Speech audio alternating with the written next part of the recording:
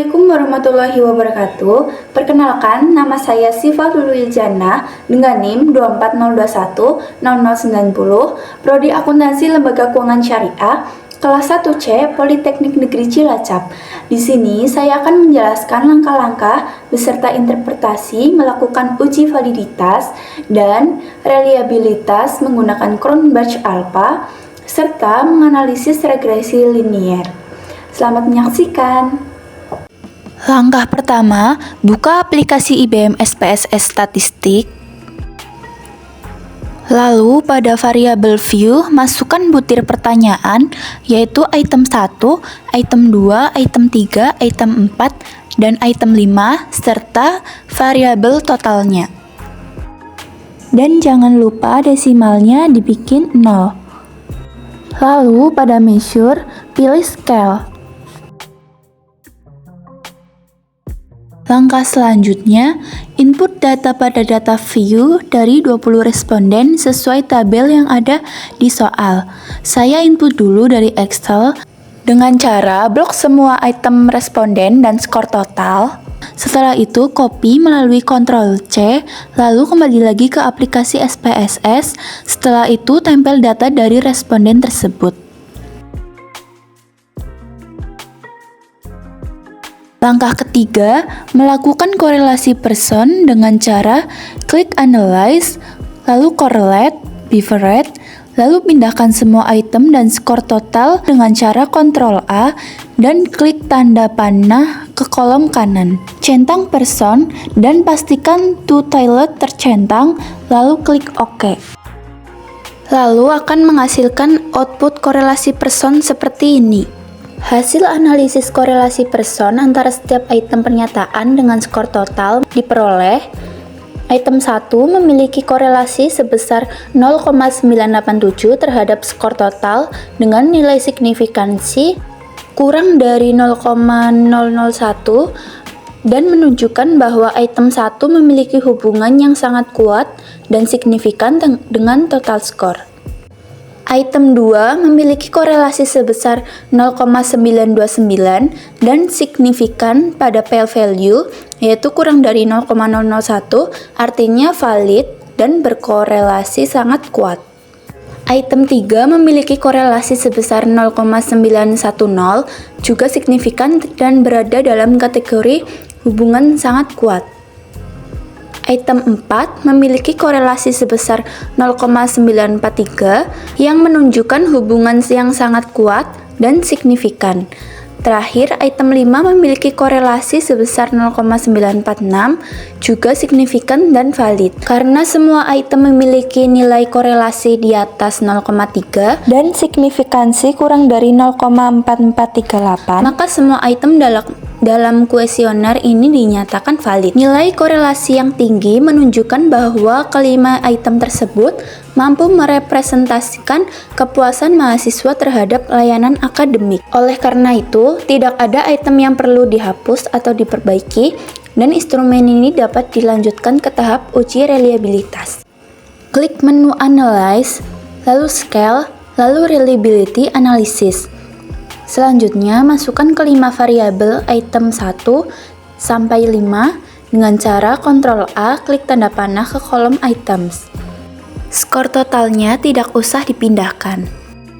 Kemudian, klik tombol statistik, centang item scale, dan scale if item deleted, lalu klik continue. Pastikan metode model alpha sudah terpilih, lalu klik OK. Berikut hasil output reliabilitas.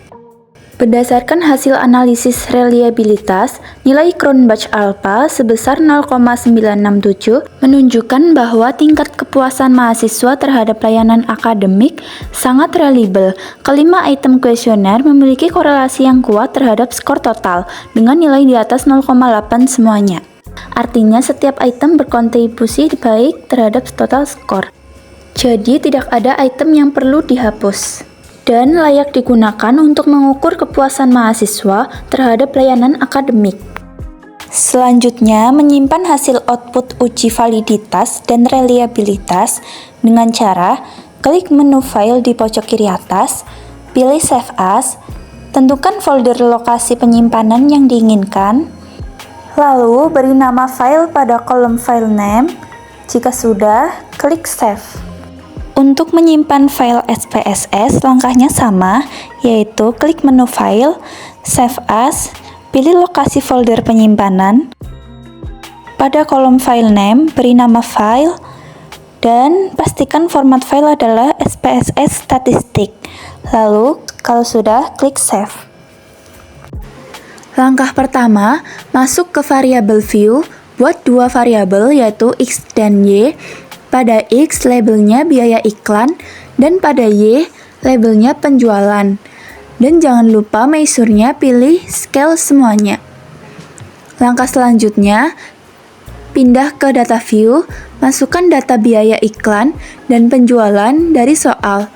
Saya input data terlebih dahulu ke Microsoft Excel, lalu blok semua data dan salin data tersebut dengan cara Ctrl+C, kemudian kembali lagi ke aplikasi SPSS dan tempel data tersebut pada variabel view.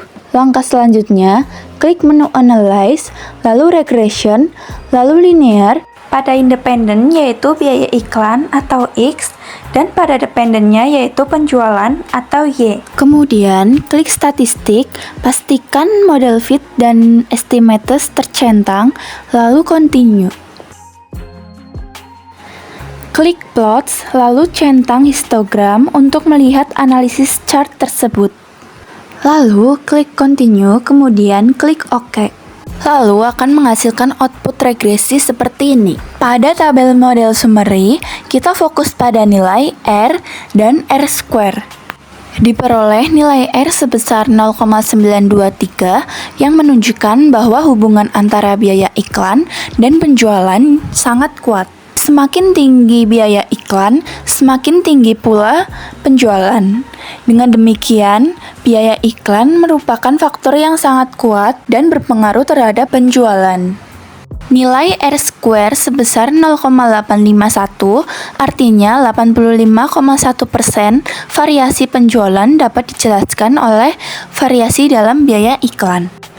Pada tabel ANOVA diperoleh nilai F sebesar 57,196 dengan nilai signifikansi sebesar kurang dari 0,001. Karena nilai signifikansi jauh lebih kecil dari 0,05, maka kita dapat menyimpulkan bahwa biaya iklan secara simultan akan berpengaruh nyata terhadap penjualan produk. Pada tabel koefisien didapatkan nilai konstanta sebesar 16,789 ribu unit dan nilai slope atau koefisien regresi sebesar 0,717 ribu unit. Dengan demikian, persamaan regresi yang terbentuk adalah Y sama dengan 16,789 ditambah 0,717X. Artinya, ketika biaya iklan 0, maka penjualan produk diperkirakan sebesar 16,789 ribu unit. Dan untuk setiap tambahan 1 juta biaya iklan, penjualan produk akan meningkat sebesar 0,717 ribu unit. Dengan persamaan tersebut, kita bisa memprediksi penjualan jika perusahaan mengeluarkan biaya iklan sebesar 45 juta. Kita masukkan ke dalam persamaan, yaitu Y sama dengan 16,789 ditambah 0,717 dikali 45. Hasilnya 49,054. Jadi, penjualan diperkirakan sebesar 49,054 ribu unit produk. Model regresi ini sangat layak dan cukup baik dijadikan dasar pengambilan keputusan. Hal ini dibuktikan oleh nilai R sebesar 0,923 yang menunjukkan hubungan sangat kuat dan R2 yang berarti 0,851 atau 85,1% penjualan dipengaruhi oleh biaya iklan. Selain itu, nilai F sama dengan 57,196 dengan signifikansi kurang dari 0,001 menunjukkan model signifikan secara statistik. Residual yang kecil juga menandakan prediksi cukup akurat. Kesimpulannya, model ini layak digunakan untuk membantu perusahaan dalam menentukan anggaran iklan untuk meningkatkan penjualan. Setelah saya menyelesaikan analisis regresi, saya menyimpan output SPSS dengan cara klik menu File, Save As. Pada jendela output, saya beri nama file pada file name, lalu klik Save. Selanjutnya, untuk menyimpan data mentahnya, saya klik File, lalu Save As. Pada jendela data, saya beri nama file pada file name, lalu pastikan file tipenya SPSS statistik, lalu klik Save. Sekian penjelasan dari saya. Mohon maaf apabila terdapat salah kata. Terima kasih. Wassalamualaikum warahmatullahi wabarakatuh.